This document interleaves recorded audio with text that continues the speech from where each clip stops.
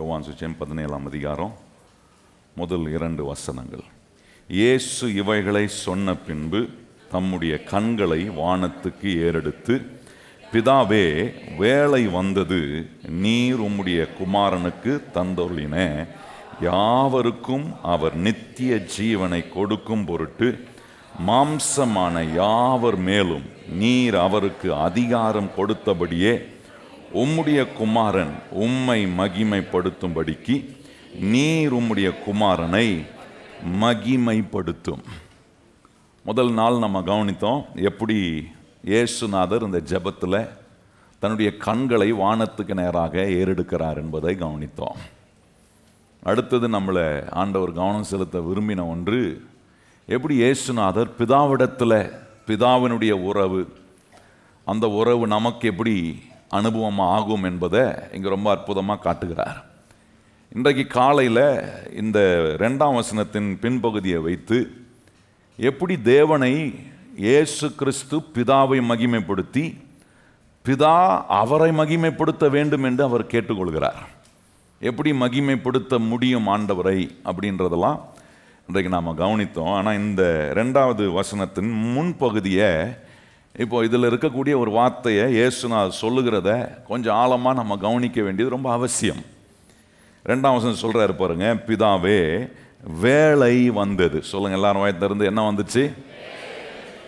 இயேசுநாதருடைய வாழ்க்கையை நம்ம கவனிப்போனா, இயேசுநாதர் ஒரு காரியத்தை ரொம்ப அதிகமாக அவர் முக்கியப்படுத்துகிறார். என்னன்னா, நேரத்தை ரொம்ப வாழ்க்கையில் முக்கியப்படுத்தின ஆண்டவராக இருக்கிறார்.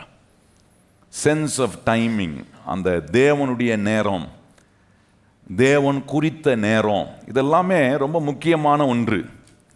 இன்னைக்கு உலகத்தில் எத்தனையோ காரியங்களுக்கு நேரம்லாம் குறிக்கிறாங்க பாருங்க. இயேசுநாதரும் அந்த உலகத்தில் அவர் வாழ்ந்தபோது பிதா அவருக்கு கொடுத்த தெய்வீகமான நேரத்தை அவர் உணர்ந்து அதை சென்சபிளாக வாழ்வதுக்கு தன்னை ஒப்பு கொடுத்தார்.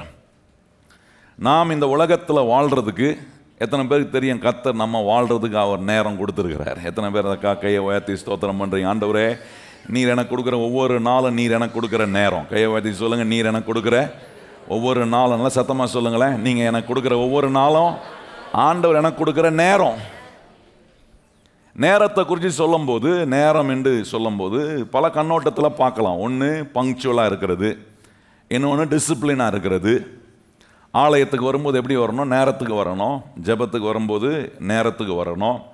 இதெல்லாம் நேரத்துக்குரிய காரியங்களை சொல்லப்பட்டிருந்தாலும், இங்கே இயேசுநாதர் என் வேளை வந்ததுன்றாரே, என்ன கண்ணோட்டத்தோட இயேசுநாதர் அவருடைய வேலை வந்தது என்பதை சொல்கிறாருன்னா, பிதா அவருக்கு நியமித்த நேரத்தை தன்னுடைய வாழ்க்கையில் ஒவ்வொரு முறையும் அறிந்து அதை செயல்படுத்தி ஆசீர்வாதமாய் அவர் இருந்ததை நாம் இங்கே கவனிக்கிறோம்.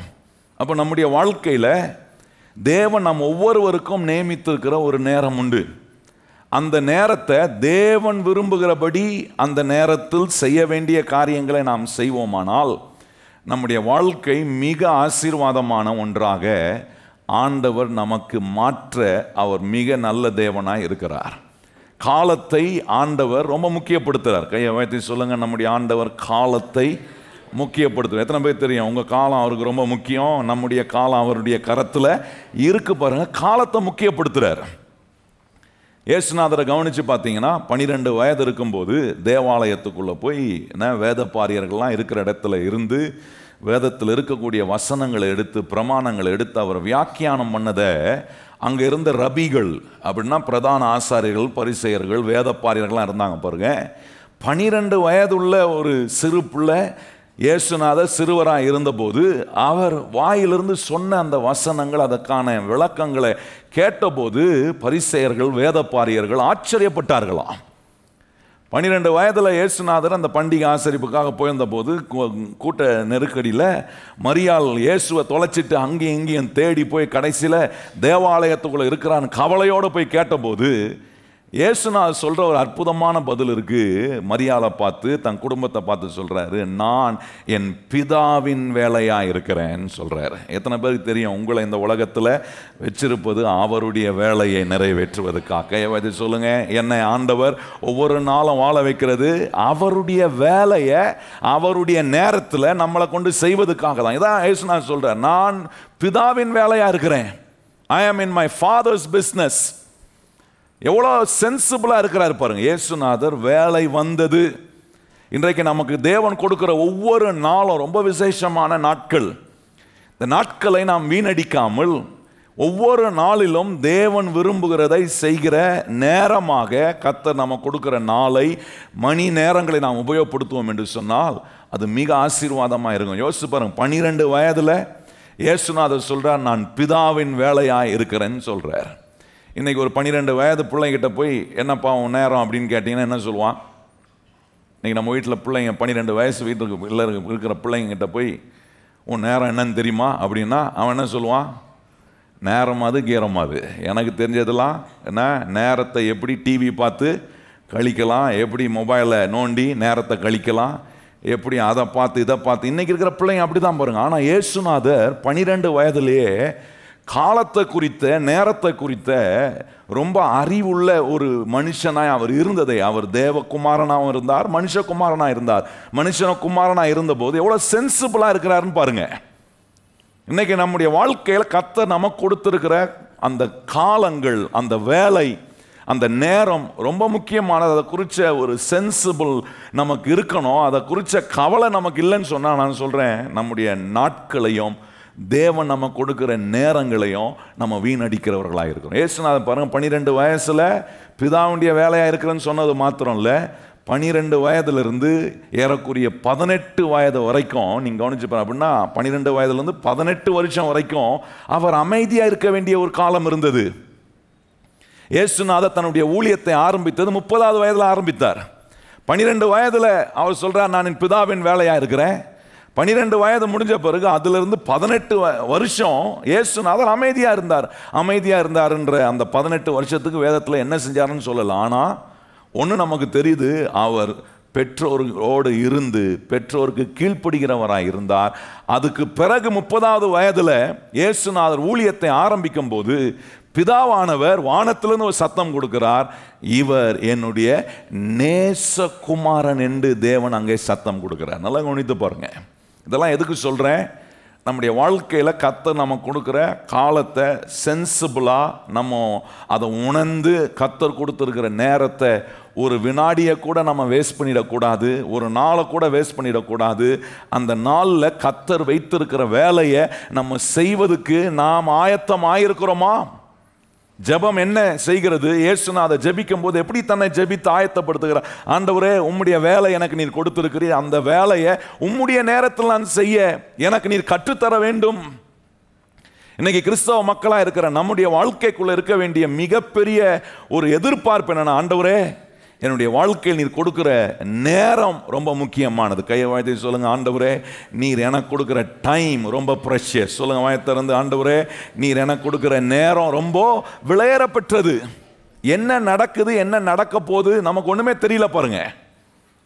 என்ன வேணாலும் நடக்கக்கூடிய ஒரு உலகத்தில் வாழ்றோம். எல்லா சேதங்களும், அழிவும், நாசம், மோசங்களும் இருக்கக்கூடிய இந்த உலகத்தில் தேவன் நமக்கு வைத்திருக்கிற வேலையை, அவர் குறித்திருக்கிற காலத்தில் நாம் செய்வதற்காக கர்த்தர் ஒவ்வொரு நாளும் நமக்கு கிருபையா ஒரு நாள் ஆண்டவர் நமக்கு கூட்டி கொடுக்கிறாரு.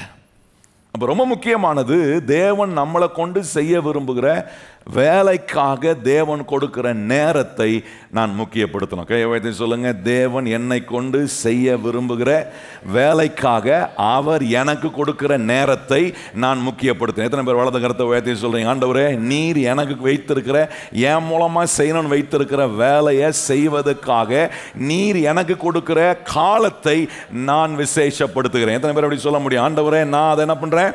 விசேஷப்படுத்துகிறேன். யோவான் சுவிசேஷத்தில் கவனிச்சீங்கன்னா 2ஆம் அதிகாரத்தில் 4ஆம் வசனத்தில் சொல்றாரு, இயேசுநாதர் பாருங்க, வேலை வந்ததையும் அவர் அறிந்திருக்கிறார், இன்னும் வேலை வரவில்லை என்பதையும் அறிந்திருக்கிறார்.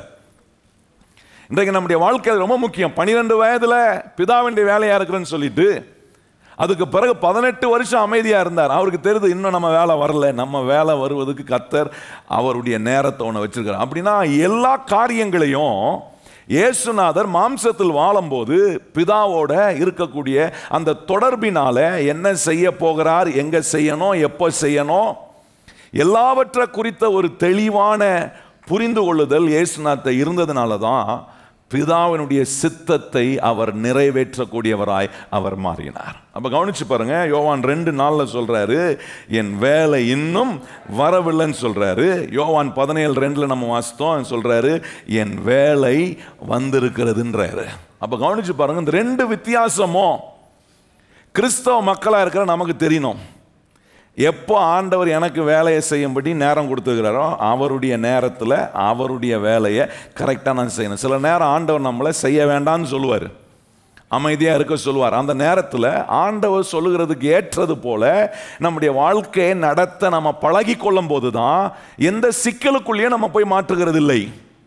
இன்னைக்கு நிறைய சிக்கலுக்குள்ள மாட்டிருக்கிறோம். கொஞ்சம் யோசித்து பாருங்க, அது தேவன் சொன்ன நேரமா, தேவன் செய்ய விரும்பின வேலையாது? வாழ்க்கையில், உறவில், பல விதமான காரியங்களில் போய் சிக்கப்பட்டு வெளியே வர முடியாமல் அவமானப்பட்டு கொண்டிருக்கிற ஒரு நிலைகள் எதற்காக நடக்கிறது? தேவன் நமக்கென்று அவர் செய்ய விரும்புகிற வேலையை நம்ம மூலமாக செய்கிறதுக்கு ஒரு நேரத்தை கொடுத்துருக்கிறார் பாருங்க. அந்த நேரத்தை நம்முடைய வாழ்க்கையில் முக்கியப்படுத்த தவறும் போது பிசாசு அந்த நேரத்தை அவன் எல்லா நாச மோசங்களையும் நம்ம மூலமாக உண்டாக்குவதற்கான வேலையை நம்ம மூலமாக செய்கிறான். அதுதான் இன்னைக்கு ஆண்டவர் நம்ம கற்றுக் கொடுக்கிறார். இயேசுநாதர் நேரத்தை அறிந்தவராக இருந்தார். கையை வைத்து சொல்லுங்க, நான் இயேசுனுடைய பிள்ளையா இருக்கிற என்னையும் கர்த்தர் நேரத்தை அறிந்து செயல்பட வைப்பார். கையை வைத்து சொல்லுங்க, ஆண்டவரே நான் உம்முடைய பிள்ளையா இருக்கிறதுனால நீர் வேலையை அறிந்து செயல்பட்டது போல, நேரத்தை அறிந்து செயல்பட்டது போல. எத்தனை பேர் சொல்றீங்க, ஆண்டவரே என்னையும் இந்த நிமிஷத்துல சொல்லுங்க, கையை உயர்த்தி, இந்த நிமிஷத்திலிருந்து ஆண்டவரே என் மூலமா நீ செய்ய விரும்புகிற வேலையை நீர் நியமித்திருக்கிற நேரத்தில் செய்வதற்கான அறிவையும் நடத்துதலையும் பரிசுத்த ஆவியானவரே எனக்குள்ள இருந்து நீர் கட்டளையிடுகிற தேவனாய் இருக்கிறீர். இப்ப பாருங்க, finding out God's will in God's timing is very important. மறுபடியும் நான் சொல்ல விரும்புகிறேன், தேவனுடைய சித்தத்தை தேவனுடைய நேரத்தில் செய்ய கண்டுபிடிக்கிறது ரொம்ப முக்கியமானது. இன்றைக்கு பாருங்க, இன்னைக்கு கிறிஸ்தவ மக்கள் அதை நம்ம இயேசுநாதரிடத்தில் இதெல்லாம் நம்ம கற்றுக்கொள்கிறோம். இதை கற்றுக்கொள்கிறதுனால நம்முடைய வாழ்க்கையில் ஏராளமான நன்மைகளுக்கு நம்மளை கர்த்தர் பங்குள்ளவர்களாய் மாற்றுகிறார். ரொம்ப முக்கியம், finding out God's will in God's time, in God's timing அப்படின்றது ரொம்ப முக்கியமான ஒன்று. இன்னைக்கு கிறிஸ்தவனுடைய வாழ்க்கையில் இதை குறித்த யோசனை இருப்பதில்லை. எது கிடைக்குதோ செய்வோம், நமக்கு வர்றதை செய்வோம், இஷ்டம் போல காரியங்களை செய்வோம் நினைக்கிறோம். அதுதான் போய் பலதில் மாட்டி முட்டிக்கிட்டு இருக்கும்போது அங்கே போய் முட்டின பிறகுதான் ஆண்டவர்கிட்ட கேட்குறோம், ஆண்டவரே ஏன்பா என்னை கை விட்டுட்டு. ஆண்டவர் சொல்கிறாரு, என் சித்தத்தை செய்வதற்கான ஒரு தெய்வீக நேரத்தை நான் உனக்கு வச்சிருக்கிறேன். அதை நீ கண்டுபிடித்து செயல்படும் போது நிச்சயமாக கர்த்தர் நம்ம மூலமாக செய்கிற எல்லா வேலைகளையும் அவர் வாய்க்க பண்ணுகிறவராக இருக்கிறார். கையை சொல்லுங்க, கர்த்தர் அவருடைய சித்தத்தை செய்ய அவருடைய நேரத்தை நான் இந்த சத்திய வசனத்தின் மூலமாக கண்டுபிடிக்கும் போது கர்த்தர் என் காரியங்கள் எல்லாம் கைகூடி வரப்பன. கையை சொல்லுங்க, கர்த்தர் என்ன பண்றாரு? காரியம் எப்போ கைகூடி வருதுன்னா தேவ சித்தத்தை தேவ நேரத்தில் செய்யும் போது. கையை சொல்லுங்க, காரியங்கள் எனக்கு எப்போ கைகூடி வரும்? தேவ சித்தத்தை தேவ நேரத்தில் நான் செய்யும் போது காரியங்கள் என்ன ஆகுது? கைகூடி வருகிறது. எவ்வளவு பெரிய ஆசீர்வாதம் பாருங்க. ஒரு சம்பவத்தை சொல்லணும்னா மோசே உதாரணமாக எடுக்கலாம். மோசேவை ஆண்டவர் இந்த உலகத்தில் கொண்டு வரும்போது ஒரு ஸ்பெஷல் சைல்டாக அவனை கொண்டு வரார். எந்த காலகட்டத்தில் மோசே பிறக்கிறாங்க கொஞ்சம் யோசிச்சு பாருங்க. பார்வோன் ராஜா பிறக்கிற எல்லா ஆண் குழந்தைகளையும் கொல்ல வேண்டும் என்கிற ஒரு சட்டம் போட்ட போது இந்த மோசே பிறக்கிறான். இந்த மோசே பிறக்கும் போது அந்த மோசேவுடைய பெற்றோருக்கு மோசேவை குறித்த முக்கியத்துவத்தை அவர்களுக்கு சொல்லியிருக்கிறார்கள். தேவன் அவர்களுக்கு சொல்லியிருக்கிறார். அதனால தான் என்ன செய்கிறாங்க, மோசேயுடைய பெற்றோர் பார்வோன் இப்படி ஒரு சட்டத்தை போட்டிருந்தாலும் இல்லை, தேவன் இந்த பிள்ளையை பிறக்க செய்வதுக்கு ஒரு சித்தம் இருக்குது, ஒரு நோக்கம் இருக்குது, ஒரு நேரம் மோசே மேலே நியமிக்கப்பட்டிருக்கிறது, ஒரு திட்டத்தை தேவன் நியமித்து, ஆகவே அந்த சட்டத்தை பொருட்படுத்தாமல் தேவ சித்தத்தை நிறைவேற்ற தேவ நேரத்தை அறிந்து மோசேயுடைய பெற்றோர் செயல்பட்டதுனால தான் மோசே பிற்காலத்தில் இஸ்ரவேல் ஜனங்களை விடுவிக்கக்கூடிய ஒரு மீட்பனாய் கர்த்தர் அவனை பயன்படுத்தினார். ஆனால் அதில் என்ன கோளாறு கொஞ்சம் கவனிச்சு பாருங்க.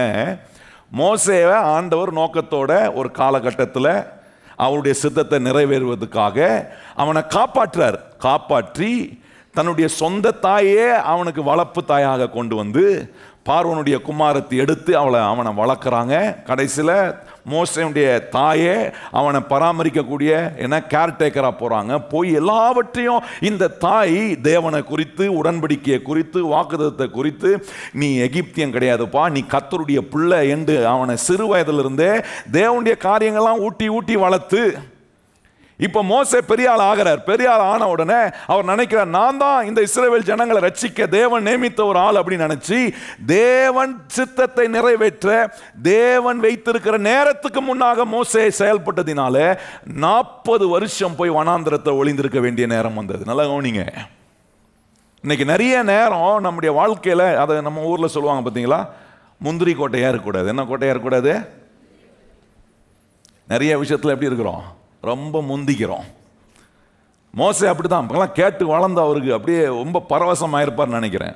நான் தான் இந்த இஸ்ரவேல் ஜனங்களை விடுவிக்கக்கூடிய மீட்பனா கர்த்தர் வச்சிருக்கிறார், ரட்சிக்கக்கூடிய ஒரு நபராக என்னை வச்சிருக்கிறான்னு சொல்லி நீங்கள் கவனிச்சு பாருங்க. அப்போஸ்தலர் நடபடிகளில் 7ஆம் அதிகாரத்தில் கவனிச்சிங்கன்னா மோசே இதை செய்கிறார் பாருங்க. செஞ்ச பிறகு அவன் என்ன செய்ய வேண்டியதாக இருக்குன்னா 40 வருஷம் போய் மறைந்திருக்க வேண்டியதாக இருக்குது. என்ன பண்ணுறான் பாருங்க. அப்போஸ்தலர் நடபடிகள் 7ஆம் அதிகாரம் 24ஆம் வசனத்துலேருந்து கவனிச்சிங்கன்னா அங்கே சொல்லியிருக்கு. அப்போஸ்தலர் நடபடிகள் 7ஆம் அதிகாரம் 24ஆம் வசனம் பாருங்கள். அப்பொழுது அவர்களில் ஒருவன் அநியாயமாய் நடத்தப்படுகிறதை அவன் கண்டு அவனுக்கு துணை நின்று எகிப்தியனை விட்டு துன்பப்படுத்த நியாயம் செய்தான். 25ஆம் வசனம் பாருங்க. தன்னுடைய கையினாலே தேவன் தங்களுக்கு ரட்சிப்பை தருவார் என்பதை தன்னுடைய சகோதரர்கள் அறிந்து கொள்வார்கள் என்று அவன் நினைத்து அவர்களோடு அதை கவனிச்சு பாருங்க. என்ன பண்றான், சகோதரர்கள் அதை புரிஞ்சுப்பாங்க, என்னதான் கர்த்தர் என்ன பண்ணியிருக்கிறாரு, ரட்சகனாய் இஸ்ரவேல் ஜனங்களை மீட்க வைத்திருக்கிறார் என்று நினைச்சு தேவ சித்தத்தை தேவனுடைய நேரத்துக்கு முன்பாக செய்ய முந்திரி கோட்டைத்தனமாய் செயல்பட்ட மோசேக்கு நடந்த விளைவென்ன?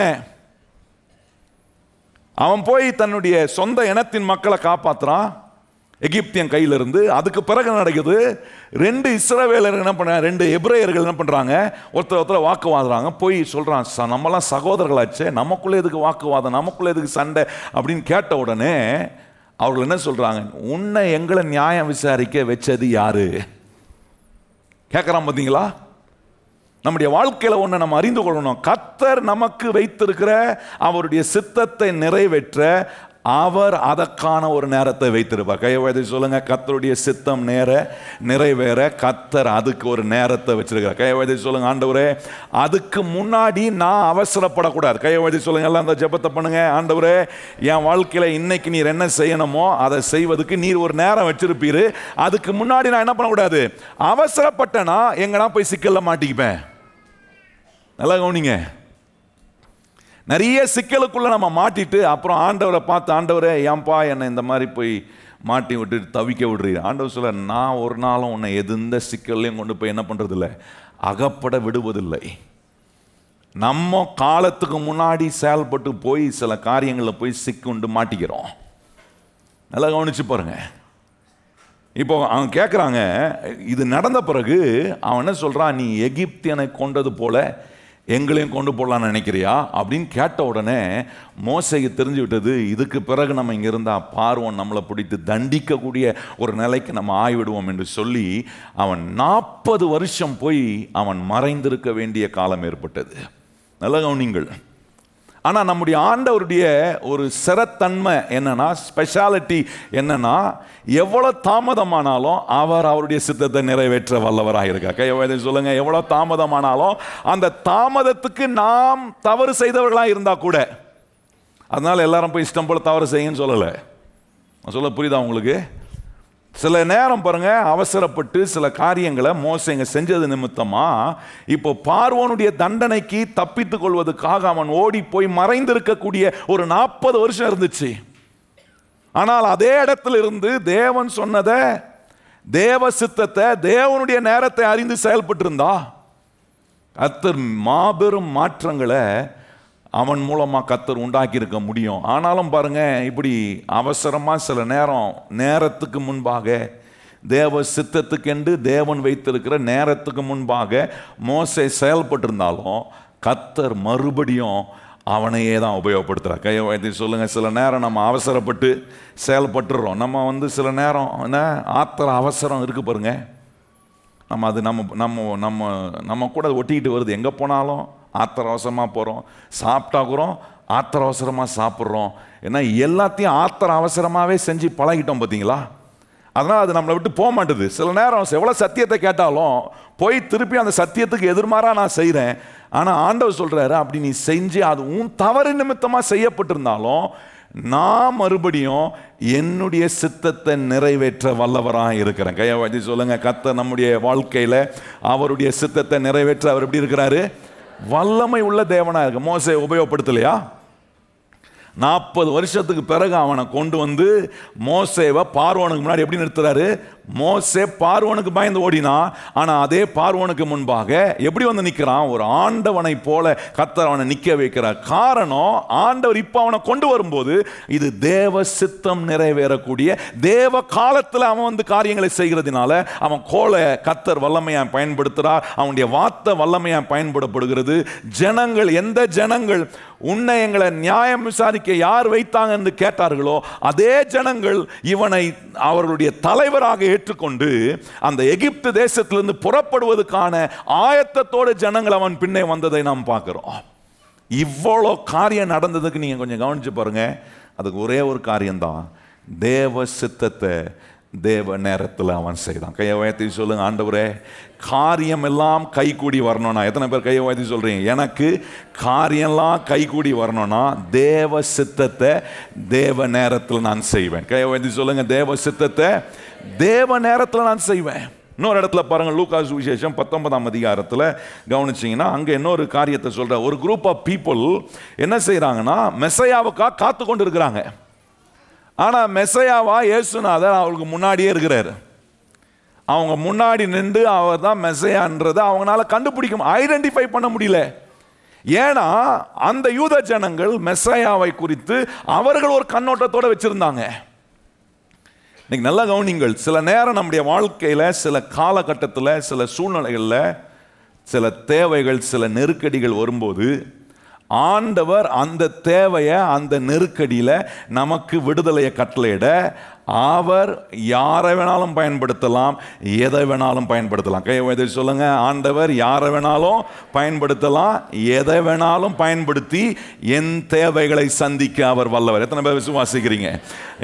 ஏன்னா அவர் தான் காலத்தை எனக்கு நியமிக்கிறவர். அவர் இப்போ கவனிச்சு பாருங்க, இப்படி நம்முடைய தேவைகளை சந்திப்பார்னு ஆண்டவர் மேலே தேவன் எனக்கு அவருடைய சித்தத்தை வச்சிருக்கிறார். அந்த சித்தத்தை நிறைவேற்ற கர்த்தர் ஒரு காலத்தை வச்சிருக்கிறார் என்பதை என்னைக்கு ஒரு கிறிஸ்தவனாய் நான் ஆண்டவர் மேலே அந்த நம்பிக்கையை வைக்கிறேனோ அந்த நொடி பொழுதுல நான் சொல்றேன், கர்த்தர் உங்களை ஒருபோதும் அவர் கைவிடவே மாட்டார். உங்களை ஒருபோதும் எந்த விஷயத்திலும் வெட்கமடைய கர்த்தர் விட மாட்டார்.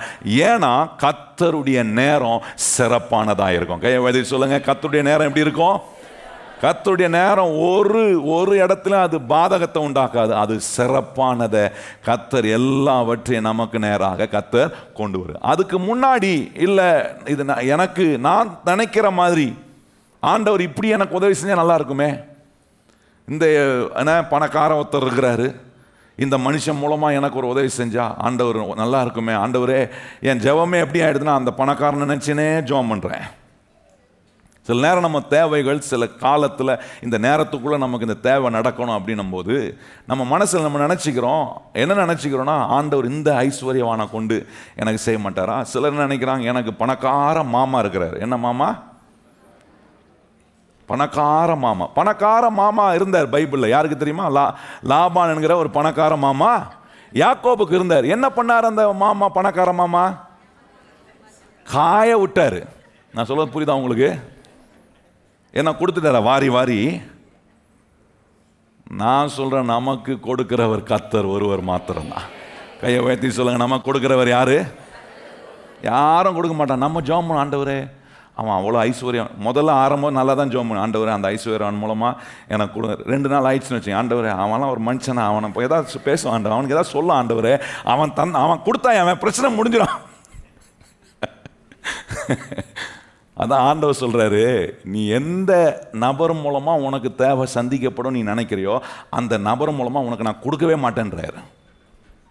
ஏன்னா நம்மளை கரெக்ட் பண்றாரு. ஏன் கரெக்ட் பண்றாருன்னா, ஆண்டவர் சொல்றாரு, அந்த மனுஷன்ல அந்த மனுஷனை போல 1000 மனுஷனை உனக்கு நேராக வர வைக்க வல்லமையான ஒரு தேவன். அவருடைய சித்தத்தை நிறைவேற அவர் ஒரு காலத்தை, ஒரு நேரத்தை எனக்கு உண்டு பண்றாரு.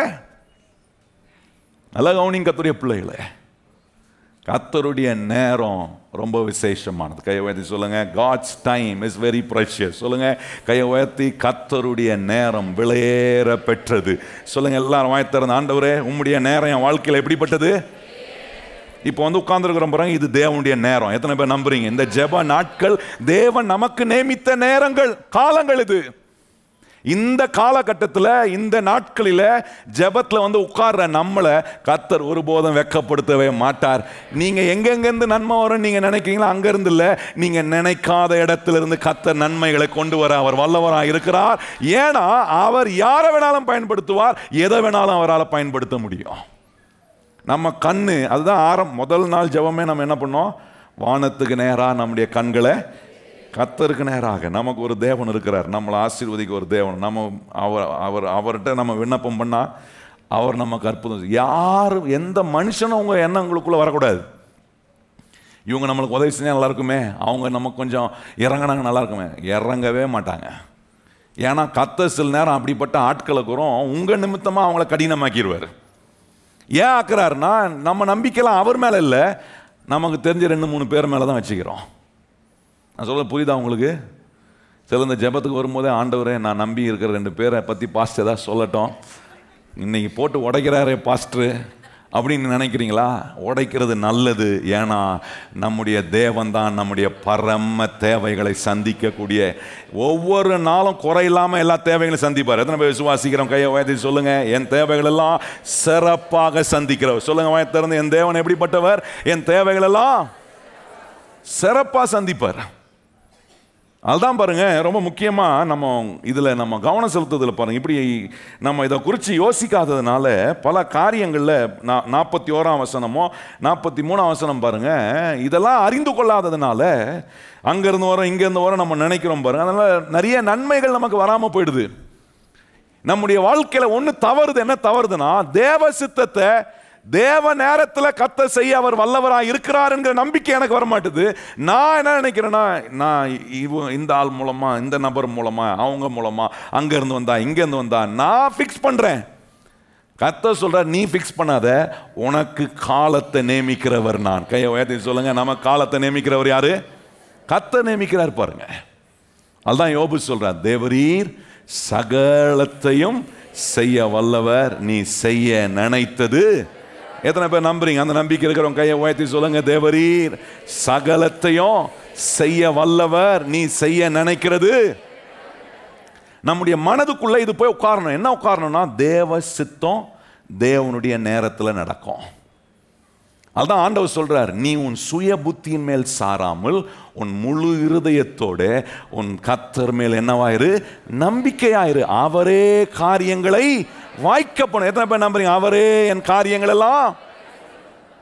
ரொம்ப முக்கியம். நம்ம ஒரு ஐடியா வச்சுக்கிட்டு, நம்ம ஒரு ப்ரீ கன்சீவ்ட் ஐடியா வச்சுக்கிட்டு நம்ம வாழ்க்கையை நடத்தக்கூடாது. ஒவ்வொரு நாளும் எழுமணும் சொல்லணும், ஆண்டவரே இது நீர் எனக்கு கொடுத்த நாள், இந்த நாளில் உம்முடைய சித்தத்தை நிறைவேற்ற உம்முடைய நேரத்தை நான் அறிந்து செயல்பட எனக்கு ஆண்டவரே உம்முடைய பலனையும் கிருபையும் ஆசீர்வாதத்தையும் நீங்கள் தரணும்னு சொன்னீங்கன்னா நான் சொல்கிறேன், நிச்சயமாக நீங்கள் பார்ப்பீங்க உங்கள் கஷ்ட சூழ்நிலையில் கூட கர்த்தர் ஒரு பெரிய அற்புதத்தை உங்களுக்காக செய்து காட்டக்கூடிய தேவனாய் அவர் இருக்கிறார்.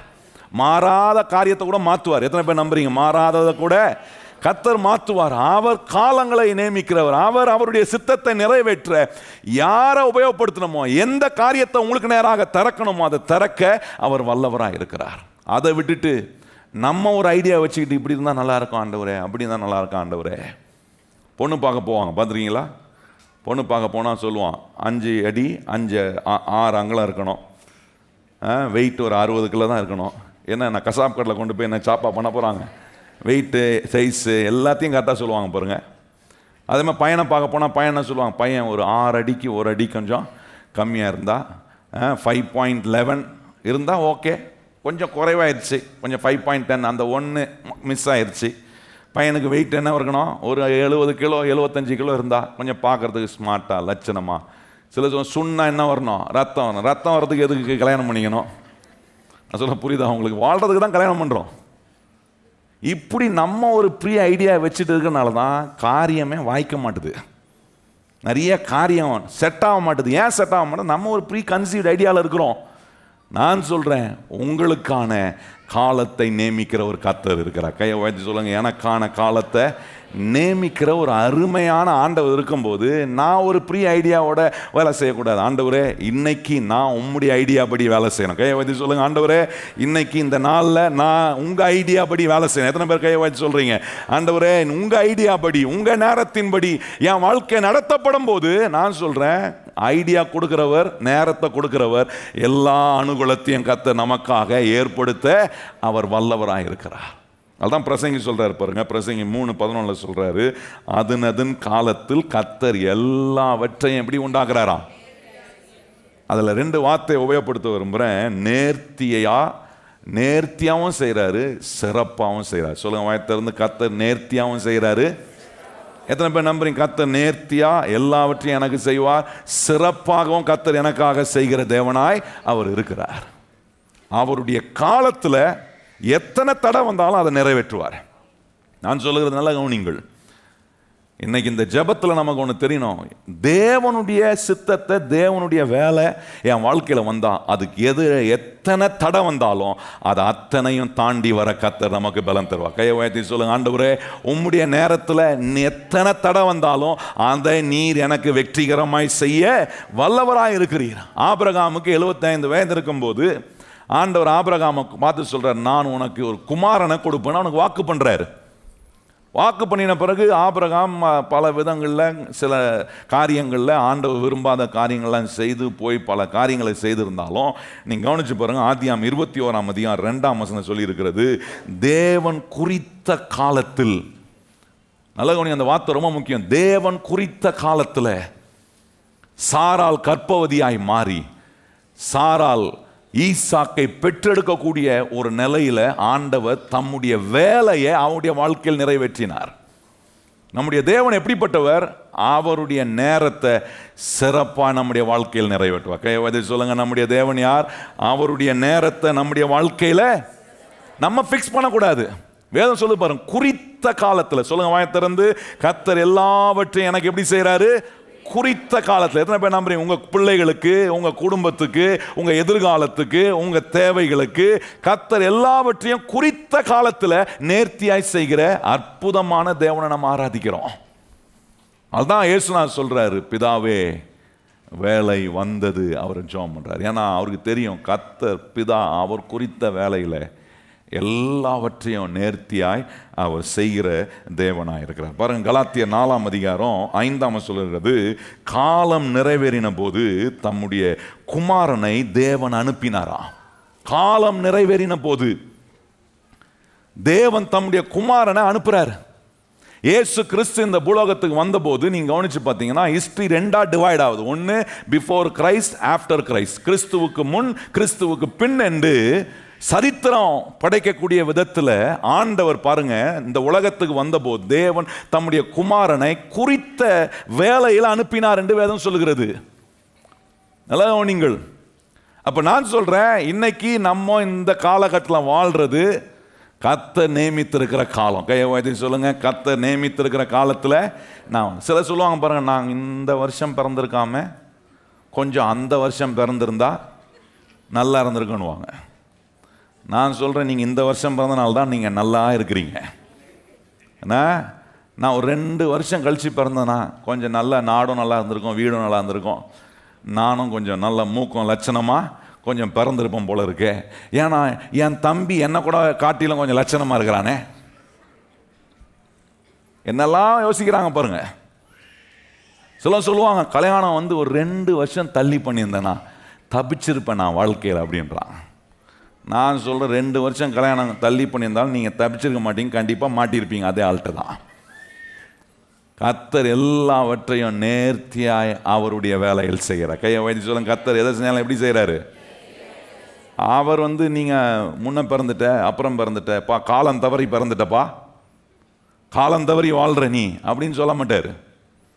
நல்லா கவனிங்க, நம்மளை கர்த்தர் குறித்த நேரத்தில் இந்த உலகத்தில் கர்த்தர் வைத்திருக்கிறார். எத்தனை பேர் நம்புறீங்க இது கர்த்தர் நம்மளை வாழும்படி வைத்திருக்கிற காலம்? எத்தனை பேர் கையை உயர்த்தி சொல்ல முடியும், ஆண்டவரே நான் நீர் நியமித்திருக்கிற காலத்தில் நான் வாழ்கிறேன்? எத்தனை பேர் அப்படி சொல்கிறீங்க? ஆண்டவரே இந்த டைமை, இந்த நாட்களை ரிக்ரெட் பண்ணக்கூடாது. நல்லா கவனிங்க, ரிக்ரெட் பண்ணி வாழாதீங்க. நேரத்தை ரிக்ரெட் பண்ணாதீங்க, காலத்தை ரிக்ரெட் பண்ணாதீங்க.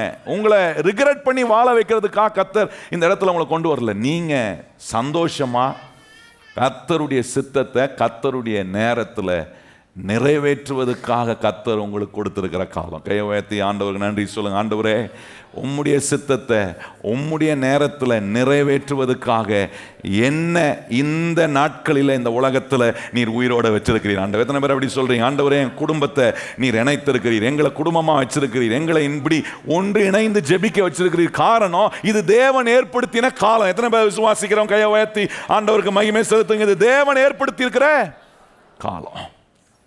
ஒரு நாள் ரிக்ரெட் பண்ணாதீங்க, இந்த காலத்தில் போய் பிறந்துட்டேனே என்ன அப்படின்னு ரிக்ரெட் பண்ணாதீங்க. இந்த காலத்துலலாம் சிலர் வந்து பேர் வச்சுக்கிறாங்க பாருங்க, ஜென்சி குரூப்னுவாங்க. அப்புறம் கொஞ்சம் பிந்தி பிறந்தவங்களுக்கு பேர் வைக்கிறாங்க பூமரா. நமக்கு தெரிஞ்ச பூமர்லாம் வாயில போட்டு பப்ளுகாம் மேல்ற பூமர் தான் தெரியும். என்னென்னமோ சொல்றானுங்க. ஒரு 10 வருஷம் கேப்புக்கு அவன் என்ன சொல்றான், இப்போ பிறந்தவங்களாம் ஜென்சி குரூப்பா, அது 10 வருஷம் முன்னாடி பிறந்தவங்களாம் பூமர் குரூப்பா, அதுக்கு பின்னாடி பிறந்தவங்களாம் அப்போ என்ன குரூப்பா அதுன்னு தெரியல. அதுக்கு இன்னும் பேர் கண்டுபிடிக்கலாம் அவனுங்களா. என்ன நீங்கள் வயசானவங்களா 60 வயசுக்கு மேலே இருக்கிறவங்களாம் இருக்கு, அப்போ உங்களெல்லாம் எந்த குரூப்பில் சொல்கிறது? யோசித்து பாருங்க. நம்ம உலகம் நம்மளை சுற்றி இருக்கிறது தான் குரூப் போடும். ஆனால் கர்த்தர் சொல்கிறார், நீ இன்னைக்கு இருக்கிறது என் சித்தத்தின்படி இருக்கிறப்பா. எத்தனை பேர் கையை உயர்த்தி ஆண்டவர் நன்றி சொல்லுங்க? கையை உயர்த்தி நன்றி சொல்லுங்க. ஆண்டவரே, நான் இருப்பது உங்களுடைய சித்தத்தின்படி வாழ்கிறேன். ரொம்ப முக்கியம் பாருங்க. இன்னொரு இடத்துல சொல்கிறார் பாருங்க, 102ஆம் சங்கீதத்தில் சங்கீதக்காரன், இதெல்லாம் தேவ சித்தம், தேவனுடைய காலத்தில் தான் நிறைவேறணுன்றதை நம்ம மனசில் ஃபிக்ஸ் பண்ணணும். ஆத்திர அவசரம்லாம் நம்ம படக்கூடாது. நிதானமாக வாழ்க்கையை வாழ ஆரம்பிச்சிங்கன்னா நல்ல ஆட்டோ நல்லா கரெக்டாக ஃபங்க்ஷன் ஆகும். 102ஆம் சங்கீதம். ஒரு டாக்டர் சொல்கிறாரு, ஹார்ட் டாக்டர் சொல்கிறாரு, நீங்கள் நல்லா நீடித்து வாழணும்னா உங்கள் ஹார்ட்டுக்குள்ள சந்தோஷத்தை மாத்திரம் அனுப்பணுன்றாரு. என்ன மாத்திரம் அனுப்பணும்? நம்ம தான் எல்லாத்தையும் அனுப்புகிறோமே. சர்ச்சைக்கு வந்தால் கொஞ்சம் சந்தோஷத்தை அனுப்புகிறோம், வெளியே போன உடனே அப்படியே ஏறிக்குது மற்ற கவலை பிரச்சனை, டென்ஷன் ஆயிடுறோம். அப்படியே இங்கே உட்காரும் போது கொஞ்ச நேரம் அப்படியே நிம்மதியாக இருக்கிறோம், வெளியே போன டென்ஷன் சேர்த்து வருது.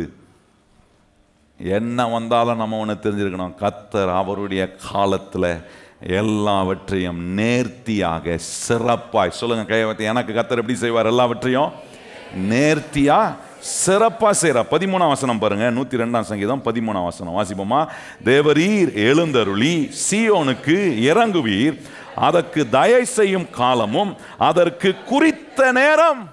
நல்லா கவனிங்க, குறித்த நேரம்ன்றாரு. சில நேரம்லாம் பார்த்தீங்க அப்புறம் சொல்லிட்டு சொல்றாரு, உம்முடைய ஊழியக்காரன் அந்த கல்லின் மேல் வாஞ்சை வைத்து அதன் மண்ணுக்கு பரிதபிக்கிறார்கள். கர்த்தர் சீயோனை கட்டி தமது மகிமையில் வெளிப்படுவார். நல்லா கவனிங்க, என்ன சொல்றாரு? எதுக்கு புலம்புற, எதுக்கு கவலைப்படுற? எல்லாம் கர்த்தர் அது நேரத்தில் தயவு செய்து அதுக்கு உண்டான காரியங்களை நேர்த்தியா செய்யற ஒரு அருமையான ஆண்டவர். நீ யோசிச்சு பாருங்க, பெற்றோர் சில நேரம் பிள்ளைங்களை பார்த்து படி படி படி படி படி படின்னு சொல்லிட்டு இருப்பீங்க. திடீர்னு பார்த்தீங்கன்னா இந்த காலத்தில் பிள்ளைங்க ஆட்டோமேட்டிக்காக படிக்கும். ஏன் படிக்கிறாங்க? ஏன் படிக்கிறாங்க? என்னங்க ஒன்றுமே தெரியாத மாதிரி இருக்கிறீங்க? ஏன் படிக்கிறாங்க? எக்ஸாமா? இல்லைங்க, தயவு செய்கிற காலம் வந்திருக்கு, அதனால படிக்கிறான். நல்லா கவனிங்க. நீங்கள் சொல்லி சொல்லி பார்த்தீங்க. இப்போ கர்த்தர் தயவு செய்கிற காலம் வந்ததுனால பிள்ளைகள் ஆட்டோமேட்டிக்காக கர்த்தருடைய சித்தத்தை அறிந்து கர்த்தருடைய நேரத்தை அறிந்து அவர்கள் தங்களை ஆயத்தப்படுத்துகிறார்கள். அதான் சொல்றார் 15 சொல்றார், கர்த்தர் சீயோனை கட்டி தமது மகிமையில் வெளிப்படுவார், கட்டுவார். எதெல்லாம் நீங்க சொல்லி சொல்லி நடக்காம இருக்கோ, சொல்லி சொல்லி பார்க்குறேன், ஒன்றும் ஏற மாட்டுதே, ஒன்றும் செய்ய மாட்டானே, ஒன்றும் அசைய மாட்டானே. நிறைய பேரண்ட்ஸ் சொல்றது, எவ்வளவோ சொல்லி பார்த்துறேன் பாஸ்டர், நான் சொல்லி ஒன்றும் கேட்க மாட்டேன், அட்லீஸ்ட் நீங்களா சொல்லுங்க அப்படின்வாங்க. நம்மளே அவங்க கேட்டகரியிலே வைக்க பார்க்குறாங்க. நான் சொல்ல புரியுதா உங்களுக்கு? அவன் என்ன பண்ணுவான்? அப்பா அம்மாவுக்கும் கேட்க மாட்டான். அடுத்த பாஸ்ட்டை வந்தீங்கன்னா, பாஸ்ட்டும் இதே கதை தான் போலது, சரியான பிளேடு போல இவர் அப்படின்ட்டு அவரையும் என்ன பண்ணுறான்? அவர் கேட்டகரியிலே வச்சிடறான். அதான் நான் சொல்கிறேன், நல்லா கவனிங்க. கர்த்தர் அவருடைய சித்தத்தை நம்முடைய பிள்ளைகளுடைய வாழ்க்கையில் அவருடைய நேரத்தில் எல்லாவற்றையும் நிறைவேற்றும். கையை உயர்த்தி சொல்லுங்க. பெற்றோராக இருக்கிற எல்லாரும் உங்கள் கையை உயர்த்தி சொல்லுங்க. கர்த்தர் எங்கள் பிள்ளைகளுடைய வாழ்க்கையில் அவருடைய சித்தத்தை அவருடைய வேலையில் சிறப்பாய் செய்வார், நேர்த்தியாய் செய்வார். அவர் சீயோனை கட்டுகிறது போல நம்முடைய பிள்ளைகளை அருமையாய் கட்டி அவர் உருவாக்கி நிலை நிறுத்த வல்லமை உள்ள தேவனாய் இருக்கிறார். எவ்வளோ ஆசீர்வாதமான கர்த்தர் பாருங்க. எவ்வளோ காரியங்களை சொல்கிறார் பாருங்க. சொல்லிட்டு அதுக்கப்புறம் நீங்கள் கவனிச்சிங்கன்னா 1 பேதுரு 5:6 நமக்கு எல்லாருக்கும் தெரியும். நம்மளை ஆண்டவர் உயர்த்தும் வரைக்கும் நம்ம எதுக்குள்ளே இருக்கணுமா? அவருடைய பலத்த கரத்துக்குள்ள அடங்கி இருக்கிறதுனா it's a time of preparation. அடங்கி இருக்கிறதுனா அப்படியே பல்ல கடிச்சிட்டு இருக்குது இல்லை. நல்லா கவனிங்க. அடங்கி இருக்கிறதுனா என்னன்னா, கர்த்தர் என்ன ப்ரிப்பேர் பண்ணுறாரு, பெரிய வேலையை என்னை கொண்டு செய்வதற்காக கர்த்தர் அவருடைய சித்தத்தை அவருடைய வேலையில் செய்வதற்காக என்ன கர்த்தர் ப்ரிப்பேர் பண்றார். It's a time of preparation. அடங்கி இருக்கிறதுனா என்ன? உங்களை ஆண்டவர் ஆயத்தப்படுத்தக்கூடிய வேலைகளை செய்ய, உங்களை பண்படுத்தக்கூடிய வேலைகளை கர்த்தர் செய்கிறாரு. அது ஒரு நாள் அடங்கி இருக்கிற நாட்கள் ஒரு நாள் உங்களுக்கு நஷ்டமா போகவே போக. கையை உயர்த்தி சொல்லுங்க, கர்த்தருடைய கரத்தில் அடங்கி இருக்கிற நாட்கள் எனக்கு என்னவாகவே ஆகாது, நஷ்டமாக போக கர்த்தர் விடவே மாட்டார். ஒவ்வொரு காரியத்தையும் கர்த்தர் எனக்கு ஆசீர்வாதமாக மாற்றுவார். ஏற்ற காலத்தில் கர்த்தர் என்னை உயர்த்துவார். எத்தனை பேர் சொல்றீங்க? ஏற்ற காலத்தில் கர்த்தர் என்னை உயர்த்துவார். தான் தேவ சித்தம். தேவனுடைய நேரத்தில் நடக்கும்போது என் உயர்வை யாருமே தடுக்க முடியாது. கையை உயர்த்தி சொல்லுங்க, நம்முடைய உயர்வை யாராலுமே தடுக்க முடியாது. அது எவ்வளோ பெரிய ஆளாக இருந்தாலும் சரிங்க, எவ்வளோ பெரிய சேனையாக இருந்தாலும் சரி, எவ்வளோ பெரிய அதிகாரியாக இருந்தாலும் சரி, நான் சொல்கிறேன், தேவ சித்தத்தை தேவ நேரத்தில் நம்ம வாழ்க்கையில் கர்த்தர் செய்ய நாம் அனுமதி கொடுக்கும்போது நான் சொல்கிறேன், உங்களுக்கு எதிராக எத்தனை பேர் வந்தாலும் சரி, அந்த சூழ்நிலையில் கர்த்தர் தம்முடைய வல்லமையை வெளிப்படுத்தி உங்களை உயர்த்தவும் உங்களை கொண்டு செய்ய வேண்டிய வேலையை அந்த நேரத்தில் செய்வதற்கான எல்லா ஆற்றலையும் கிருபையும் கர்த்தர் எனக்கு கொடுப்பார்னு விசுவாசிக்கிறோம். கையை உயர்த்தி கர்த்தரை ஸ்தோத்திரம் பண்ணுங்க. ஆண்டவரே, எத்தனை சவால் வந்தாலும் சொல்லுங்க, எத்தனை சவால் வந்தாலும் எத்தனை எதிர்ப்பு வந்தாலும் உம்முடைய சித்தத்தை உம்முடைய நேரத்தில் நீர் என்னை கொண்டு செய்ய வைக்க நீர் வல்லவராய் இருக்கிறீர். ஏன்னா நான் உம்முடைய வேலையை அறிந்து உம்முடைய நேரத்தை அறிந்து செயல்படுகிறேன். சில நேரம் பாருங்க, நம்ம ப்ரிப்பேர் ஆக வேண்டிய நேரத்துக்கு முன்னாடியே வெற்றி வந்துச்சுன்னு வைங்களேன், அதை ஹேண்டில் பண்ணக்கூடிய பக்குவம் நமக்கு இருக்காது. திருப்பி அதை சொல்ல விரும்புகிறேன். ஏன் பலத்த கரத்துக்குள்ள அடங்கி இருக்கணும், ஏன் அந்த டைம் ஆஃப் ப்ரிப்பரேஷன் ரொம்ப முக்கியம்னா, சில நேரம் அவசரப்பட்டு அதில் வெளியே நான் வர ஆரம்பிச்சிட்டேன்னா, வெற்றியை ஆண்டவர் நம்ம கொடுத்தாருன்னா அதை ஹேண்டில் பண்ண தெரியாமல் முழிச்சிட்டு இருப்போம். இது எப்படி இருக்கும்னா, உங்கள் பிள்ளை ஆசைப்பட்டு ஒரு காரை கேட்குறான்ட்டு நீங்கள் சின்ன பையனுக்கு வாங்கி கொடுக்கணும்னு முடிவு பண்ணுறீங்கன்னு வச்சுக்கிங்க. அவனுக்கு பிரேக்கில் கால் வைக்கிறதுக்கும் கால் எட்டலை, கால் என்ன பண்ணலை, வளரலை. அவன் கேட்டான் வாங்கி கொடுத்துட்டீங்கன்னா அவன் அதை வச்சு என்ன பண்ணுவான், தடவிட்டு தான் இருக்கணும். எங்கே பிரேக்கு, எங்கே கிளச்சு, ஸ்டேரிங்கை பிடிக்க முடியாது, பிரேக்கை பிடிக்க முடியாது. இதுதான் காலத்துக்கு முன்பாக அவசரப்பட்டு சில காரியங்களை நம்ம செய்யும்போது ஆண்டவர் சில நன்மைகளை நமக்கு வர வச்சா அதை ஹேண்டில் பண்ணக்கூடிய பக்குவம், நிதானம் நமக்கு இல்லாமல் போயிடும். அதனால தான் ஆண்டவர் சொல்றாரு, அவர் உன்னை உயர்த்தும் வரைக்கும் அவருடைய பலத்த கரத்துக்குள்ள. கையை உயர்த்தி சொல்லுங்க, ஆண்டவரே நான் உம்முடைய பலத்த கரத்துக்குள்ள இருக்கிறேன். எத்தனை பேர் அதை நம்புறீங்க? நீங்க இங்க இருக்கிற ஒவ்வொருவரும் எல்லாரும் கரம் உயர்த்தி, மேல இருக்கிறவங்க எல்லாரும் சேர்ந்து சொல்லுவோம், ஆண்டவரே நாங்க எல்லாரும் உம்முடைய பலத்த கரத்துக்குள்ள இருக்கிறோம். சொல்லுங்க உயர்த்திருந்த, ஆண்டவரே நாங்க எல்லாரும் உம்முடைய பலத்த கரத்துக்குள்ள. இந்த பலத்த கரத்துக்குள்ள இருந்தீங்கன்னா ஒண்ணு நிச்சயங்க, அவர் உங்களை கண்டிப்பா உயர்த்தியே தீருவார். எத்தனை பேர் விசுவாசிங்க? அவர் உங்களை நிச்சயமா உயர்த்தியே தீருவார். யோசேப்புக்கு ஆண்டவர் வந்து பாருங்க தரிசனம் கொடுத்தாரு, சொப்பனம் கொடுத்தாரு. சொப்பனம் கொடுத்து அது நிறைவேறுவதுக்கு 13 வருஷம் அவன் அடங்கி இருந்தான். நல்லா கவனிங்க, எத்தனை வருஷம்? 13 வருஷங்க. யோசேப்பு பார்வோனுக்கு முன்பாக வந்து நின்று பார்வோனுக்கு அடுத்த ஸ்தானத்தில் அவனை மாற்றுவதற்கு 13 வருஷம் அடங்கியிருந்தான். அடங்கி இருக்கக்கூடிய காலத்தில் எத்தனை சவால்கள் அவனுக்கு வந்துச்சு கொஞ்சம் யோசித்து பாருங்க. வாழ்க்கையில் நிறைய சவால்கள், நிறைய பிரச்சனைகள் வரலாம். ஆனா நான் அடங்கி இருக்கிற கர்த்தருடைய கரம் என்னை கீழே போக விடாது. என்னை மேலோங்கி வர வைக்கிற கர்த்தருடைய கரத்துக்குள்ள நான் பலத்த கரத்துக்குள்ள இருக்கிறேன். நல்லா கவனிங்கள். பார்வோன் முன்னாடி வந்து நின்ற உடனே பார்வோன் சொல்றான், நீ ஒருத்தன் தான் எல்லா சொப்பனத்தையும் சொல்லுவாமே, அவ்வளோ பெரிய வரம் பெற்ற ஆளாமே அப்படின்னு கேட்டவொடனே அவன் சொல்றான், நான் அல்ல. அவன் சொல்றான், எனக்குள்ள இருக்கிற தேவன் என்ன மங்களகரமான மங்களமான பதில உமக்கு சொல்லுவார். எவ்வளோ அருமையா இருக்கும். 43ஆம் ஆதியாகமம் 43ஆம் அதிகாரத்தில் யோசேப்பு சொல்றான் பார்வோனை பார்த்து, தேவன் உமக்கு மங்களமான பதில உமக்கு சொல்லுவார். கையை வாய்த்து சொல்லுங்க, இப்படி பலத்த கரத்துக்குள்ள நீங்களும் நானும் அடங்கியிருந்தனா சூழ்நிலைகள் நடுவே கர்த்தர் நம்ம வாயிலிருந்து மங்களமான பதில். கையை வாய்த்து சொல்லுங்க, என்ன மாதிரி பதில்? மங்களமான பதில். யாருக்கிட்ட இருந்து அந்த பதில் வராது, ஆனா உங்க மூலமா உங்க வாய் வழியா கர்த்தர் அந்த பதிலை கொடுக்க வைக்க அவர் வல்லவராயிரு. அது என்ன செய்யும்னா இப்போ உங்களை உயர்த்தக்கூடிய காலமா மாறும். நல்லா நீங்க அது வரைக்கும் அவருடைய பலத்த கரத்துக்குள்ள என்ன பண்றேன்? அடங்கி இருக்கிறேன். கையை உயர்த்தி சொல்லுங்க, அது வரைக்கும் நான் என்ன செய்கிறேன்? கர்த்தருடைய பலத்த கரத்துக்குள்ள நான் அடங்கி இருக்கிறேன். ரொம்ப முக்கியமானது பாருங்க, இயேசுநாதர் பிதாவுடைய பலத்த கரத்துக்குள்ள அவர் அடங்கியிருந்தார். பிதாவுடைய நேரத்தை அறிந்து அவர் செயல்பட்டார். இப்போ கவனிச்சு பாருங்க, இன்னைக்கு நீங்களும் நானும் இப்படி தேவனுடைய பலத்த கரத்துக்குள்ள அந்த நேரத்தை அறிஞ்சு நாம் அவருடைய கரத்துக்குள்ள அடங்கியிருப்போனா நம்ம எப்படிப்பட்ட காரியங்களெல்லாம் மேற்கொள்ள முடியுன்றதை கொஞ்சம் இன்னைக்கு ஒரு சில காரியத்தை மாத்திரம் குறிப்பை சொல்லி நான் முடிக்கிறேன் பாருங்க. ஒன்று, ப்ரெஷர் டு பெர்ஃபார்ம்ல இருந்து நம்ம தப்பிக்கப்படுவோம். அழுத்தத்து நிமித்தமா நம்ம சில காரியத்தை செய்ய வேண்டியது இருக்கு பாருங்க, அது நம்ம வாழ்க்கையில் இருக்காது. நல்ல கவனிங்கள். இயேசுநாதர் சொல்றாரு, யோவான் 2:4 சொல்றாரு, ஸ்திரீயை தன் தாயை பார்த்து மரியாதை பார்த்து சொல்றாரு, ஸ்திரீயை உனக்கும் எனக்கும் என்ன, என் வேலை இன்னும் வரவில்லைன்னு சொல்றாரு. அப்படின்னா என்ன சொல்றாரு? அற்புதத்தை செய்யறதுக்கு ஒரு நேரம் இருக்கு. கையை வச்சு சொல்லுங்க, கர்த்தர் என் வாழ்க்கையில அற்புதத்தை செய்யறதுக்கு ஒரு நேரம் இருக்கு. அற்புதம் வந்து மேஜிக் மாதிரி கிடையாது. மேஜிக் எப்போ வேணாலும் செய்யலாம், ஏன்னா அது டூப்பு. ஹலோ, நான் சொல்றது புரியுதா உங்களுக்கு? மேஜிக் எப்போ வேணாலும் செய்யலாம், அது டூப்பு. அதுக்கு காலம் தேவையில்லை, அதுக்கு நேரம் தேவையில்லை, அதுக்கு தேவ சித்தம் தேவையில்லை. ஆனால் அற்புதம் நடக்கணும்னா தேவ சித்தம் தேவை. தேவன் அதற்கான நியமித்த நேரம் ஒன்று இருக்கு. அந்த அற்புதம் நடக்கிறதுக்கு ஆண்டவர் எடுத்துக்கொண்ட நேரத்தில் தான் கச்சாடிகளை கர்த்தர் தெரிந்து கொண்டு அந்த சாதாரண தண்ணீரை ருசி மிகுந்த திராட்சை ரசமாய் மாற்றினார். கையை வாய்த்தி சொல்லுங்க, கர்த்தர் அவருடைய சித்தத்தை அவருடைய வேலையில் செய்ய ஆரம்பிக்கும் போது எனக்கு எந்த பிரஷரும் இருக்காது.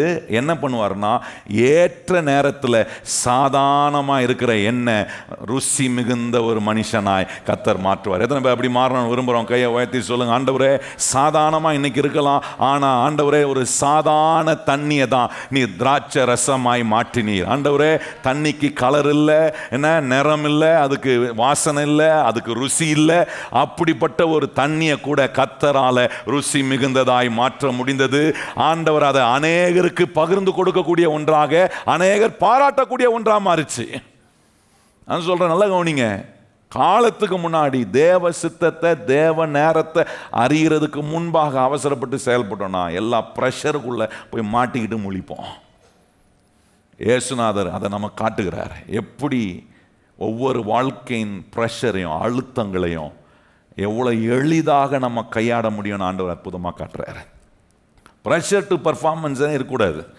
நான் செய்கிறதுக்கு எனக்கு ஒரு ப்ரெஷர் இருக்குது, நான் செஞ்சே ஆகணும் கிடையாது. ஆண்டவரே இன்றைக்கி நான் உயிரோடு இருக்கிறேன், இன்றைக்கி இந்த இடத்துக்கு கொண்டு போகிறேன், இன்றைக்கி என்ன வேலை செய்யும்படி எனக்கு நீ அனுமதி கொடுத்துருக்கிறீ, நான் வேலை செய்கிறேன் ஆண்டவர். இந்த வேலையை செய்யும்போது நான் உங்களுடைய சித்தத்தை நிறைவேற்றின ஆண்டவர். இது நீர் எனக்கு கொடுத்துருக்கிற நேரம் ஆண்டவரே. இந்த நேரத்தை நான் வீணடிக்காமல் ஆண்டவரே நான் இந்த வேலையை செய்யும்போது ஆண்டவரை சொல்லணும், ஆண்டவரே மங்களமான பதில் என் வாயிலிருந்து வரணும், மங்களமான ரிசல்ட் ஆண்டவரே என் கையின் கிரியையில் காணப்படணும், நான் செய்வதெல்லாம் வாய்க்கக்கூடிய ஒன்றாய் மாறணும்னா பிரஷர் டு பர்ஃபார்மன்ஸ் இருக்கக்கூடாது. ரெண்டாவது பாருங்க, இயேசுநாதர் இந்த தேவ சித்தத்தையும் தேவ நேரத்தையும் அறிந்ததுனால பாப்புலாரிட்டியை தேடி போகல, ஏன்னா புகழை தேடி அவர் போல. இன்னைக்கு நிறைய மக்கள் பாருங்க எங்க போய் விழுறாங்கன்னா புகழை தேடி போறதுல தான் விழுந்துடுறாங்க. நீங்க யோவான் சுவிசேஷத்தில் 7ஆம் அதிகாரத்தை வாசித்தீங்கன்னா அங்கே இயேசுநாதர் கொஞ்சம் மறைந்திருக்கக்கூடிய காலம்.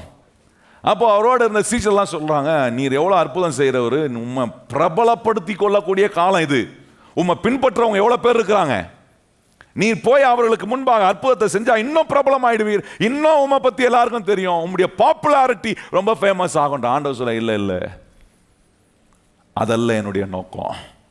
நல்லா கவனிங்க, கலாத்தியர் 2ஆம் அதிகாரம் வாசித்தீங்கன்னா பவுல் சொல்றாரு, என்ன 14 வருஷத்துக்கு பிறகு கர்த்தர் அவரை எருசலேமுக்கு கொண்டு போறாராம். 14 வருஷம் போகாம இருந்தது காரணம் என்ன? கர்த்தர் போக அவருக்கு நேரத்தை ஏற்படுத்தல. நீங்க அதை கொஞ்சம் யோசிச்சு பார்க்கணும். கலாத்தியர் 2:1-2 வாசித்தீங்கன்னா நான் சொல்ற காரியம் இருக்கும். அங்க என்ன செய்கிறாரு, தீத்துவையும் பர்னபாசையும் கூப்பிட்டுட்டு 14 வருஷத்துக்கு பிறகு அங்க போறாராம். ஏன் அதுக்கு முன்னாடி போயிருக்க முடியாதா? பவுல் அவ்வளோ ஃபேமஸாக இருந்தார். எங்கெல்லாம் போனாரோ தேவனுடைய வார்த்தையை பேசுகிற அற்புதங்கள் நடக்குது, அங்கே பெரிய ஒரு மாற்றம் உண்டாகுது, திரள் கூட்டம் ஆண்டவருக்கு பின்னாடி வராங்க. ஆனால் இந்த மனுஷன் சொல்கிறாரு, நான் பாப்புலாரிட்டியை தேடி போகல, ஏன்னா அதை தேடி போனால் நான் தேவ சித்தத்தை தேவனுடைய நேரத்தில் செய்ய முடியாமல் போயிடுறேன். நல்ல கவனிங்க கர்த்தருடைய பிள்ளை, இன்னைக்கு கர்த்தர் நமக்கு சொல்கிற காரியம், ஒரு நாள் நீங்கள் எதை செஞ்சாலும் உங்கள் பாப்புலாரிட்டிக்காக செய்யவே கையை உயர்த்தி சொல்லுங்கள், ஆண்டவரே என்னுடைய வீண் புகழுக்காக, ஆண்டவரே பெருமைக்காக நான் எதையும் செய்ய மாட்டேன். கையை உயர்த்தி சொல்லுங்கள். அது எதில் இல்லைன்னா தேவ சித்தத்தை தேவ நேரத்தில் செய்கிறதுல இருக்கவே முடியாது. நீங்கள் உங்கள் சித்தத்தை உங்கள் நேரத்தில் செய்ய நினைக்கிறீங்க பாருங்க, அதில் பாப்புலாரிட்டி இருக்கும், அதில் ப்ரெஷர் டு ஒர்க் இருக்கும், ப்ரெஷர் டு பர்ஃபார்மன்ஸ் இருக்கும். ஆனால் கர்த்தர் சொல்றார், நான் உனக்கு வைத்திருக்கிற வேலையில், நான் உனக்கு குறித்திருக்கிற நேரத்தில் நீ செய்வாயானால் எல்லாவற்றையும் அதன் காலத்தில் கர்த்தர் நேர்த்தியாய் செய்வார். எத்தனை பேர் கையை உயர்த்தி சொல்றீங்க, ஆண்டவரே இப்படி எல்லாவற்றையும் நான் நேர்த்தியாய் செய்யணும்? எத்தனை பேர் அப்படி செய்யணும்னு விரும்புகிறவங்க கையை உயர்த்தி சொல்லுங்க, ஆண்டவரே இப்படி உம்முடைய சத்தியத்தை நாங்கள் கை கொள்ளும் போது எந்த ப்ரெஷரும் எங்களுக்கு கிடையாது. கையை உயர்த்தி சொல்லுங்க, எந்த ப்ரெஷரும் கிடையாது. நாங்கள் எங்களுடைய பாப்புலாரிட்டிக்காக எதையும் செய்யலை. ஏன்னா எங்களுக்கு ஒன்று தெரியும், எங்களுடைய வாழ்க்கையே உம்முடைய சித்தத்தை உம்முடைய நேரத்தில் செய்வதற்காக எங்களை நீர் வழி நடத்துகிறேன். எத்தனை பேர் அப்படி வாழணும்னு விரும்புகிறோம்? கையை உயர்த்தி சொல்லுங்க, ஏசப்பா ஆண்டவரே இந்த நிமிஷத்திலிருந்து நான் உம்முடைய நேரத்தை அறிந்து செயல்படணும். சொல்லுங்க வாயை திறந்து, ஆண்டவரே அதை நான் அறிந்து செயல்படும் போது எந்த பிரஷரும் கிடையாது, என் வீண் புகழ்ச்சிக்காக நான் எதையும் செய்ய வேண்டியதில்லை. நான் இருப்பதே தேவ சித்தத்தை தேவ நேரத்தில் செய்து முடிப்பதற்காக. ஆண்டவரே உம்முடைய வேலையை அறிந்து நான் உம்முடைய பின்னே நான் வருகிறவனாக இருக்கிறேன். இதை அறிந்த தானியேல் சொல்கிறார் பாருங்க. தானியேல் புஸ்தகத்தில் நீங்கள் வாசித்தீங்கன்னா 2ஆம் அதிகாரம் 21ஆம் வசனத்தில் கவனிச்சிங்கன்னா அவர் சொல்கிறாரு, காலங்களையும் சமயங்களையும் மாற்றுகிறவர். உங்களுக்காக காலங்களையும் சமயங்களையும் அவர் மாற்றுகிற தேவனாக இருக்கிறார். எப்போ தேவ சித்தத்தை தேவ நேரத்தை அறிந்து பிராக்டிக்கலாக உங்கள் லைஃப்பில் உபயோகப்படுத்த ஆரம்பிச்சேன், உங்களுக்காக கர்த்தர் எதை வேணாலும் மாற்ற அவர் வல்லவராய் இருக்கிறார் என்பதை மறந்துடாதீங்க. கேட்குறாரு பாருங்க, மத்தேயு 16ஆம் அதிகாரத்தில் 3ஆம் வசனத்தில் கேட்குறாரு, காலங்களின் அடையாளங்களை நாடுகிறீங்க, அறிந்து கொள்கிறீங்களே, அறிந்து கொள்ள நாடுகிறீர்களே. காலங்களின் அடையாளங்களை அறிந்து கொள்ள நீங்கள் பிரயாசப்படுறீங்களே. கேட்குறாரு, சிலலாம் நீங்கள் வானத்தை பார்த்து என்ன மழை பெய்யுமா மழை பெய்யாதா, சிலலாம் வானத்தை பார்த்தே சொல்லிடுவாங்க, பார்த்துருக்கீங்களா? இதெல்லாம் உனக்கு செய்ய தெரியுதே, ஆண்டவர் கேட்கிறார், உனக்காக தேவன் ஒரு நேரத்தையும் காலத்தையும் கர்த்தர் சித்தத்தை செய்வதற்கு ஏற்படுத்தி வச்சிருக்கிறாரு. அதை அறிந்து கொள்ள நீங்க உங்க மனதுக்குள்ள அந்த எண்ணங்களை கொண்டு போறீங்களா?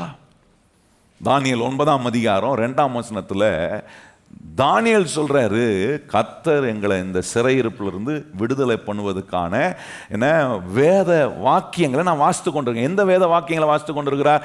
எரேமியா எழுதின வேத வாக்கியங்களை வாசிக்கிறார்.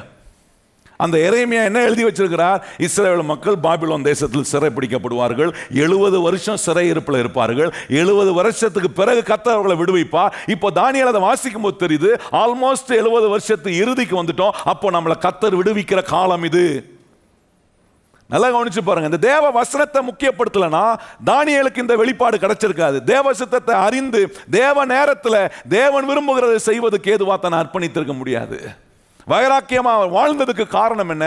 அவளுக்கு தெரியுது, இல்லை கர்த்தர் நமக்கு விடுவிக்கிற ஒரு காலத்தை கர்த்தர் வச்சிருக்கிறார். கையை உயர்த்தி சொல்லுங்க, இன்னைக்கு என்ன பிரச்சனையில் நீங்க வந்திருந்தாலும் உங்க கையை உயர்த்தி சொல்லுங்க, ஆண்டவரே இந்த பிரச்சனைலாம் என்னை விடுவிக்க கர்த்தர் ஒரு காலத்தை வச்சிருக்கிறீர். எத்தனை பேர் விசுவாசிக்கிறோம்? கையை உயர்த்தி சொல்லுங்க, ஆண்டவரே எல்லா பிரச்சனையிலும் என்னை விடுவிக்க கர்த்தர் நீர் என்ன பண்ணியிருக்கிறீர்? ஒரு காலத்தை கர்த்தர் நியமித்திருக்கிறீர்.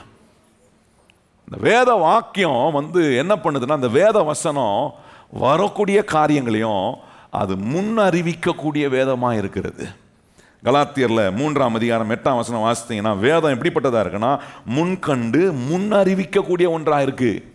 இந்த சத்தியத்தை வாசிக்க வாசிக்க தேவனுடைய சமூகத்தில் உட்கார்ந்து இயேசுநாதர் ஜெபித்தது போல ஜெபிக்க ஆரம்பிப்பீங்கன்னா, நான் சொல்றேன் உங்களுக்கு இந்த வேதம் என்ன செய்யும்னா முன்கண்டு முன் அறிவிக்கக்கூடிய காரியங்களா இருக்கும்.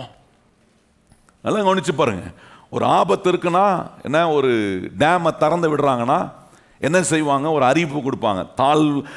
தாழ்வின் பள்ளத்தில் இருக்கிற ஜனங்களாம் நீங்கள் மேட்டுக்கு போங்க அப்படின்னு ஒரு அறிவிப்பு கொடுக்குறாங்க பாருங்க.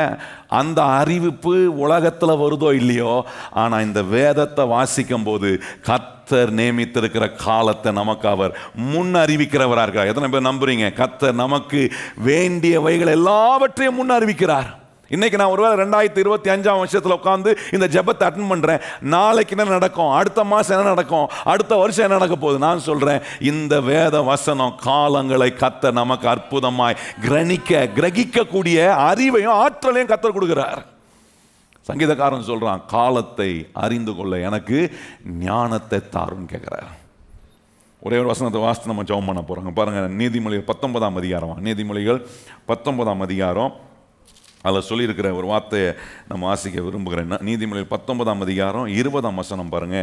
அங்கே சொல்லியிருக்கிறது, உன் அந்நிய காலத்தில் நீ ஞானமுள்ளவனாய் இருக்கும்படி ஆலோசனையை கேட்டு புத்திமதியை எல்லாரும் வாசிக்கணும். எடுங்க உங்க நீதிமொழிகள் 19ஆம் அதிகாரம் 20ஆம் வசனம் வாசிப்போம்.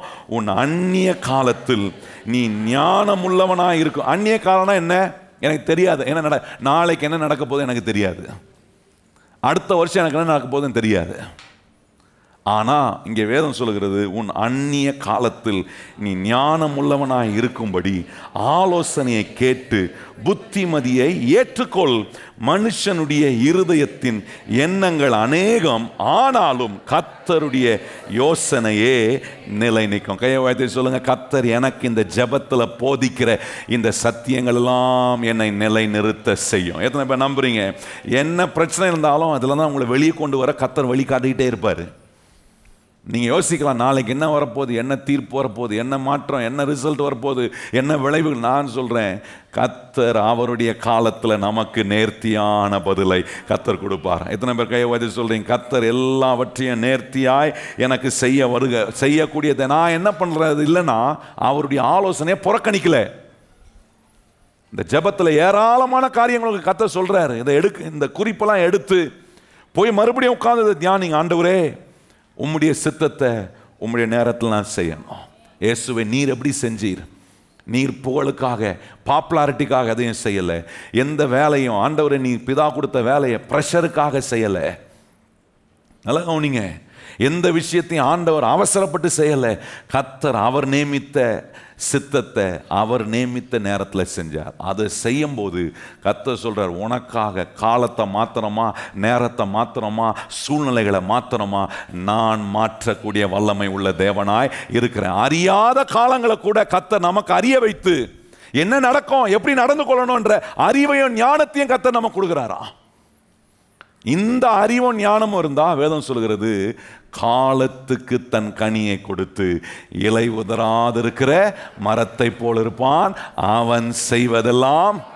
எத்தனை பேர் நம்புறீங்க நீங்க செய்யறதெல்லாம் வாய்க்குமா? இந்த தேவ சித்தத்தை, தேவ நேரத்தை அறிந்து இயேசுநாதரை போல, பிதாவே உம்முடைய வேலை வந்தது என்று அந்த ஒரு வார்த்தையில் எவ்வளோ அற்புதமான சத்தியங்களை இந்த ஜெப நேரத்தில் கர்த்தர் நமக்கு சொல்லி கொடுக்குறாரு பாருங்க.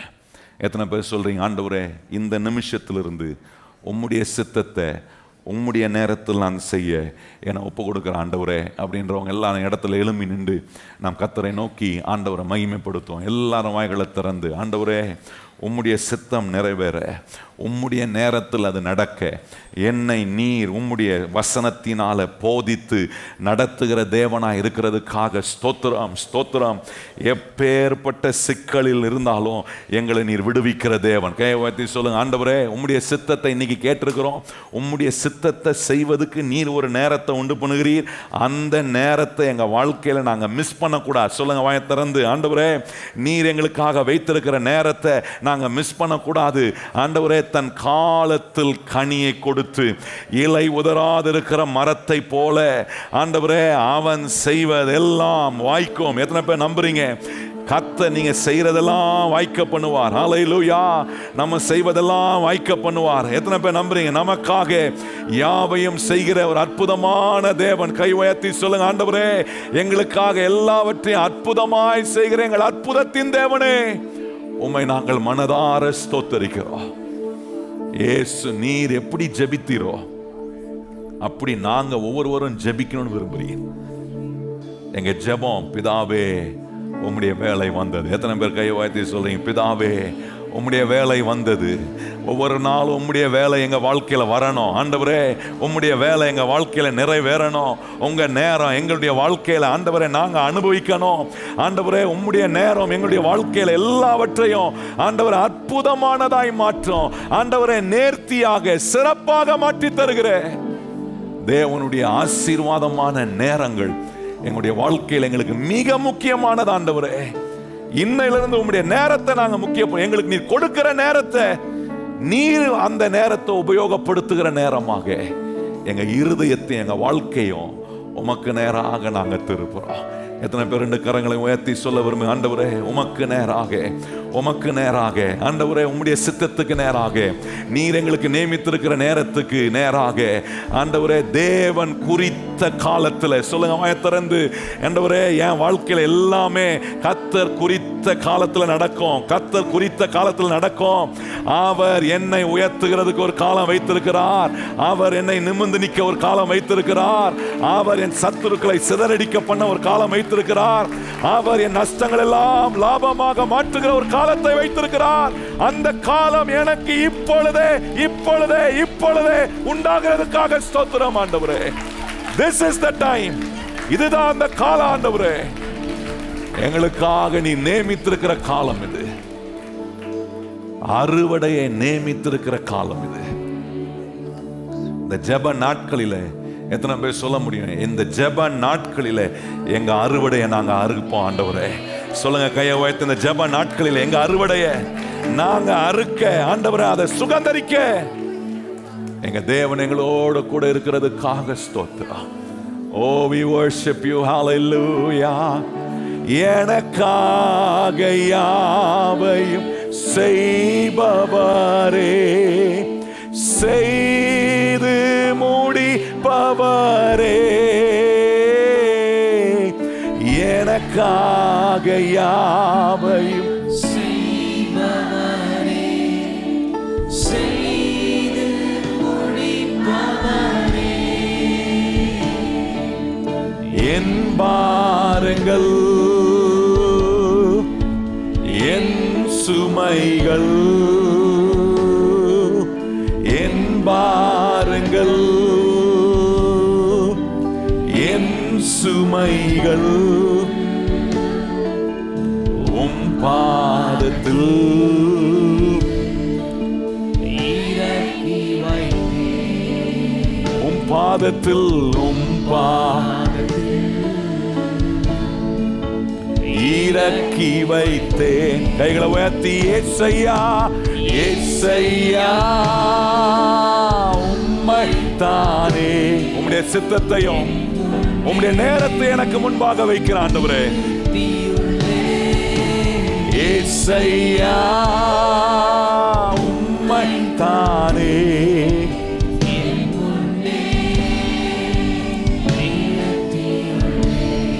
ஏசையா ஏசையா உம்மைத்தானே.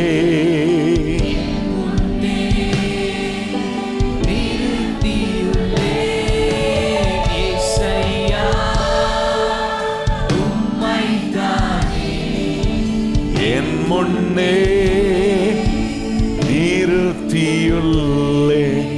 கரம் தட்டி கர்த்தருடைய சித்தத்துக்காக, கர்த்தருடைய நேரத்துக்காக கர்த்தரை மனதார ஸ்தோத்தரிப்போம். ஹல்லேலூயா. உன் கஷ்ட நாளெல்லாம் முடிவடைகிற நேரம் இது. கர்த்தர் சொல்லுகிற வார்த்தை, உன் கஷ்ட நேரங்கள் எல்லாம் முடிவடைகிற காலம் இது. தலை தோங்குற ஒரு காலம். அநேகர் நீங்க தலைக்க முடியாததை பார்த்திருக்கலாம். ஆனா இந்த ஜெப நாட்கள்ல கர்த்தர் உங்களை தலை தோங்க பண்ணுகிற நாட்கள். துளரவே முடியாத இடத்துல கூட கர்த்தர் உங்களை துளர செய்வார். வளரவே முடியாத இடத்துல கூட கர்த்தர் வளர செய்வார். ஏன்னா கர்த்தருடைய சித்தம் கர்த்தருடைய நேரத்தில் நடக்கும் போது அதை தடுக்க ஒருவனாலும் முடியாது. அப்படிப்பட்ட வல்லமையான தேவன் உங்க கூட இருக்கிறார். இந்த நம்பிக்கையோட கர்த்தரை உறுதியாய் பற்றி பிடிங்க. கர்த்தர் பெரிய காரியங்களை உங்க மூலமா கர்த்தர் செய்து அவருடைய நாமத்தை மகிமைப்படுத்துவார். எங்கள் நல்ல ஆண்டவரே, இன்றைக்கு நீர் எங்களோட பேசின இந்த சத்தியங்கள், நீ சொன்ன நேரடியான வார்த்தைகள் எங்களை உயிர்ப்பித்திருக்கிறது. எங்களை உம்முடைய சித்தத்தை உம்முடைய நேரத்தில் நாங்க அதை முக்கியப்படுத்தி வாழ்வதற்கு கர்த்தர் நீர் எங்களுக்கு நீர் கற்றுக் கொடுத்ததுக்காக ஸ்தோத்திரம்.